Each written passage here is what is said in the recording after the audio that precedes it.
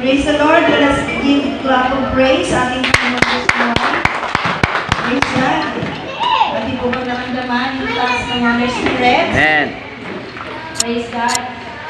So, salamat sa Panginoon Diyos sa buhay. Alam niyo, nung umuwi ako dahil kinuha ko po yung pagkain na akin. Nakita ko po yung halaman sa labas ng aming gate na tuyo.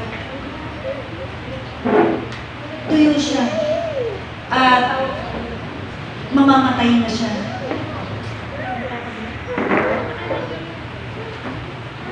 At nag-reveal sa aking espiritu na kapag ang halaman ay hindi ko siya nadidiligan, namamatay. Amen? Ako mahilig po ako sa halaman kasi I grow up. Kasi may farm kami sa province. Mahilig ko talaga po sa farm. Huwag mo kong palalabahin, pagdadamuin mo ako, kaya ko yun. Kaya nga, ako ay very exposed ako sa sunlight. Kaya pag nanotice nyo, mayroong mga marks na parang pekas sa akin sabi ko ng yan ng dermatologist. Kasi overexposure sa sun.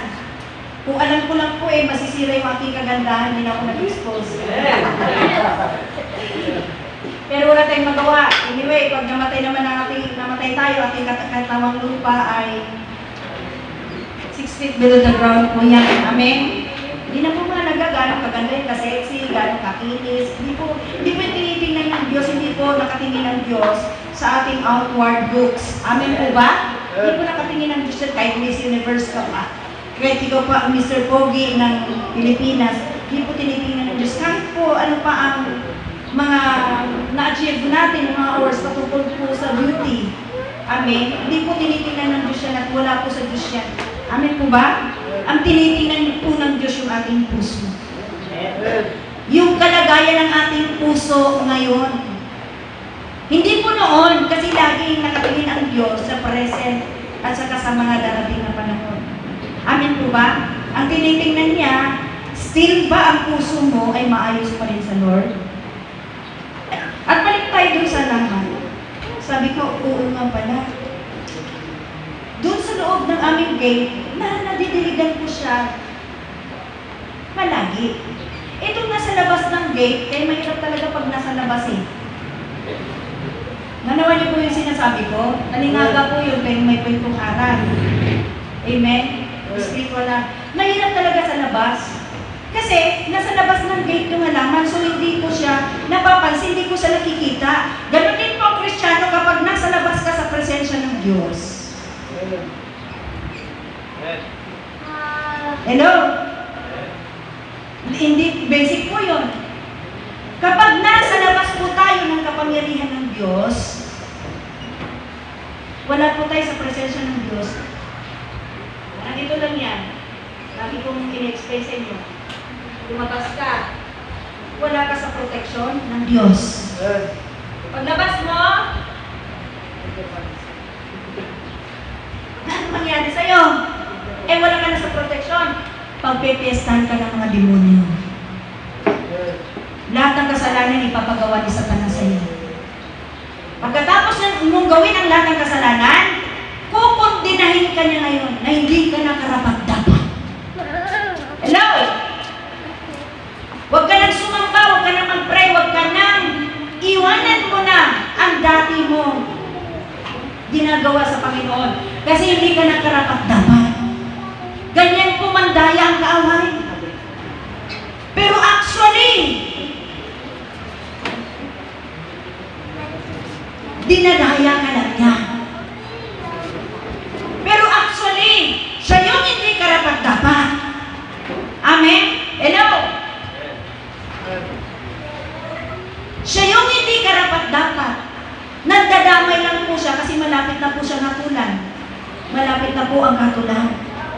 Hindi po siya papayag kung wala siyang kasama sa hell. Isasama ka niya pero huwag kang pumayag. Amen po ba? Sasabihin niya sa'yo, hindi ka na karapat-dapat. Grabe ang condemnation. Kaya po, yung mga backslider, na dumaling na talaga ang backslider,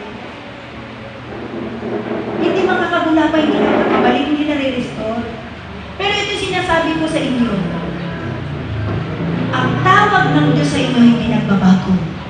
Your calling is irrevocable. Ang pag-ibig ng Diyos sa ating lahat sa inyo hindi nagbabago. Amen? Magbago ka man, pero ang Diyos hindi po nagbabago yan. Still, mahal ka pa rin ng Diyos. Hello? Kahit nagkulang tayo, nagkamali tayo, nagkasala tayo, mahal pa rin tayo ng Diyos. Huwag kang maniwala kay Satanas. Huwag mo siyang pagtatagumpayin sa buhay mo. Amen?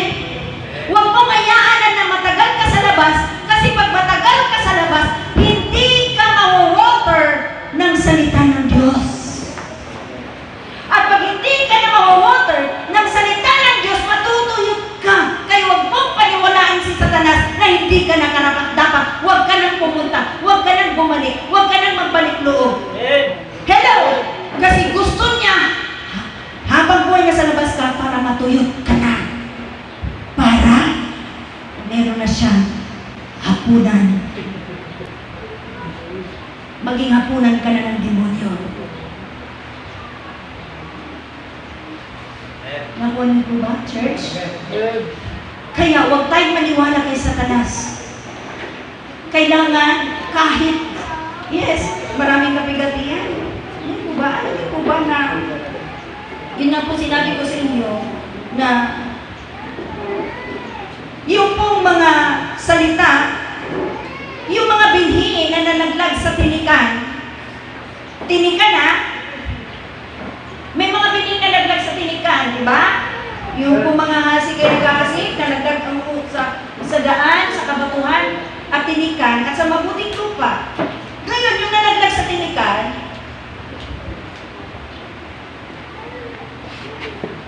alam niyo po ba yung tinik na sinasabi ni Jesus Christ doon? Yung mga kabalisahan.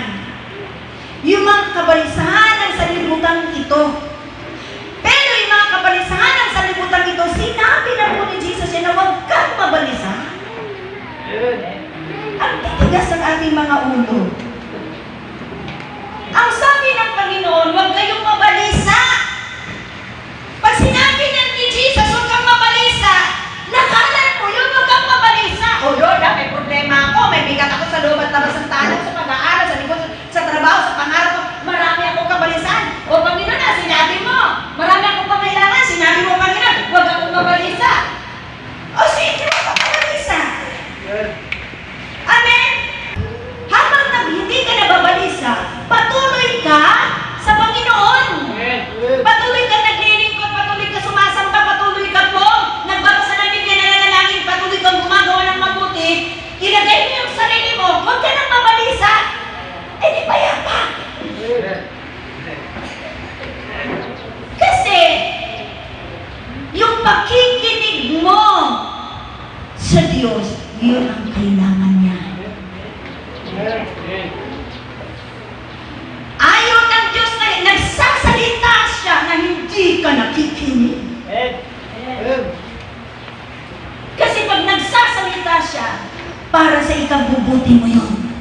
Pag nagsasaway siya, sa ikabubuti mo yun. Kaya pag sinaway ka, pinalalahanan ka, pakinggan mo, sa ikabubuti mo yun. Amen po ba? Kaya itong mga tinig na ito, yung kabalisanan sa libutan at yung daya ng kayamanan, ito po yung nasa iyo na yung salita. Matagal ka ng Kristiyano, matagal ka ng Kristiyana, matagal ka ng manampalataya. Pero, itong kabalisahan ng pagkain mo, inumin, darating, pangarap ko, kinabukasan mo, bakit? Ikaw bang lumalang sa sarili mo? Para intindihin mo yung buhay mo, ang Diyos ang lumalang sa iyo, kaya ang Diyos ang mag-intindi ng pangailangan mo. Amen.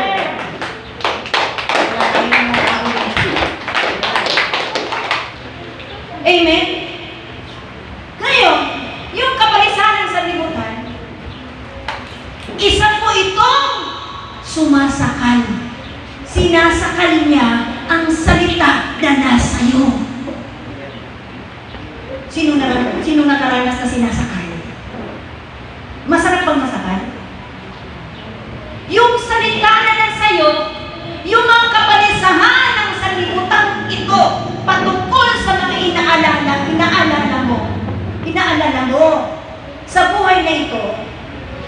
Natay nag-alala, hindi po ba? Dapat ang taga Jesus is my life family. Siyempre, nasa katalang lupa pa tayo, dinadapuan tayo ng takot, pangamba, pag-alala, kabahala, pagkabalisa, lukot. Lagi ko pong sinasabi palagi sa atin, 1 minuto lang yan, segundo lang yan. Huwag mong paghariin na i-dwell ka ng mga bagay na yan kasi hindi sasaya ang buhay mo. Magiging mabigat ang buhay mo. Hindi ka makapaglingkod ng tama, makapagbasa ng tama, makapanalangin ng tama, kapag-isip ng tama, dahil doon sa mga kabalisahan na yan. Amen? Lahat ng kabalisahan ay ibigay sa Panginoon. Amen.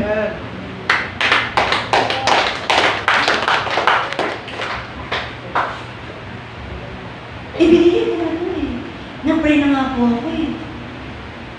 Tapos, pagkatapos mo pray, nag-alala ka naman uli. Parang, Lord, sa'yo na yung kabalisahan ko. Pagkatapos, kinuha mo uli yung bigat. Ay, wala rin. Dapat, pag binigay mo na sa Diyos, magsaya ka na kasi meron siyang gagawin. Mag-iiba na siya, maamay mo siya kasi sinunod mo yung salita niya. Akin po ba? Yung sinasabi ko mga kapatid, ang nagsumasakal sa salita ng Diyos, kaya hindi tayo nakapagpatuloy, masyado tayong balisa sa buhay. Bakit ka balisa? Wala kang tiwala sa Diyos.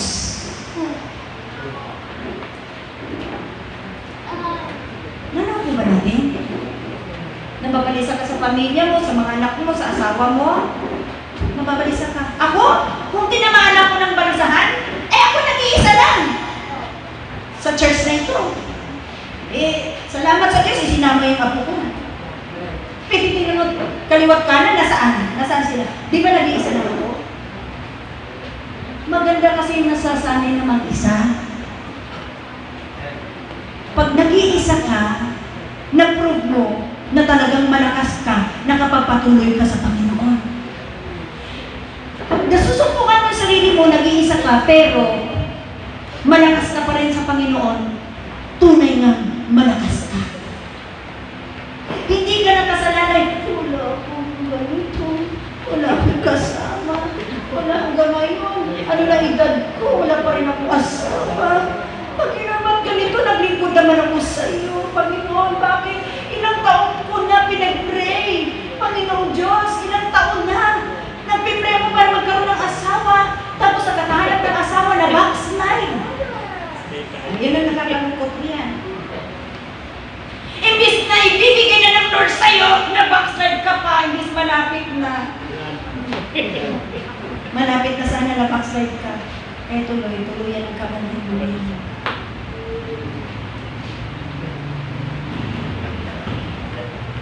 Ano po ba natin?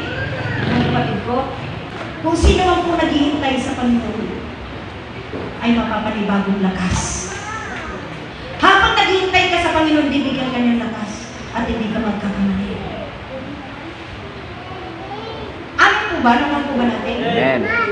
Mga kapatid ko, yung half nito, yung dahil ng kayamanan, saka natin explain din ang kaya. Yung kabalisahan, ano man po na aspeto ng buhay natin, alam mo, Diyos yun eh. Ang gusto lang po makita ng Diyos, magtapat ka sa Kanya. Amen. Ganoon niyo po ba ako? Amen. Ako ba? 28 years praying, my family will be with me. Nandiyan ba pamilya ko? Nandiyan, 28 years in praying. Tapos ikaw, ilang taon ka pa lang nagpe-pray? Nalulubaybay ka na? Ako nga, lumaban ka, ilaban mo yung kaligtasan ng kaluluwa mo, ay pag kung ipakuha kay Satanas na. Amen. Amen? Ang sabi ko sa inyo, kung ayaw ng pamilya mo, ayaw ng asawa, ayaw ng anak mo, ayaw nila, ayaw ng kaibigan mo, ayaw nilang lahat, ikaw, kasi meron kang kaluluwang iniligtas. Amen. Kaya kang dapat titignan, kaliwat kanan, mga distractions yan, kung ayaw nila, ikaw. Lalo yung buhay mo, nasa dapit hapon na. Ang mga buhay natin, nasa dapit hapon na.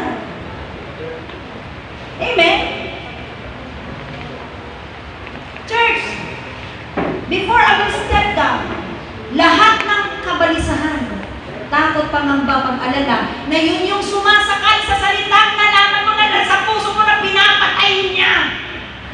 Huwag mong ipapatayan. Amen. Dahil yan lang talaga ang magdadala sa iyo sa kalangitan. Amen. Di ba? Mark 13:31, ang langit at lupa ay mawawala, ngunit ang salita ko ay hindi lumilipas. Ang salita hindi lumilipas. Kaya kung ang salita ng Diyos na natili yan sa puso mo, hindi ka rin lilipas. Amen. Pupunta ka sa buhay na walang hanggan. Amen. Panapakan po natin si Lord.